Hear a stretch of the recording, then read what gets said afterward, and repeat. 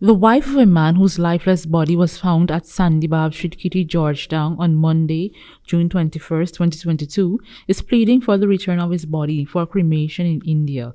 The man has been identified as 48-year-old Arvinder Singh, an Indian national who moved to Guyana in 2015 to work for a private firm. The motionless body was discovered at a five-story concrete building which is currently under construction in Sandy Street, Kitty, Georgetown.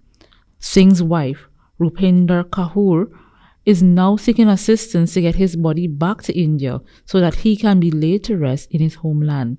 According to Kaur, her husband was reportedly employed by a private firm as a supervisor for the company's gold operation at Madi in Region 8. However, he fell ill and had to stop working. He subsequently was residing for the past 2 weeks in the lower flat of the building where his body was found. The man's wife said she received a call on Monday around 7 p.m. from someone who knows her husband informing her that he had died, whilst adding that she was never contacted by the company that has employed her husband. One of the security guards at the building told investigators that Singh was last seen alive around 4 a.m. Monday. Singh had collected his cellular phone from him, filled a water bottle, and went to bed. Around 6 a.m., a female security guard took over the duties and, while making her checks around the building, noticed that Singh was lying on his bed.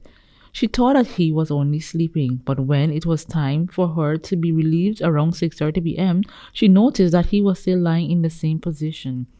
The woman then informed her co-workers who came to relieve her that Singh had been in the same position all day, and they summoned the police from the Kitty police station. An ambulance from the Georgetown fire service and an emergency medical technicians were also summoned.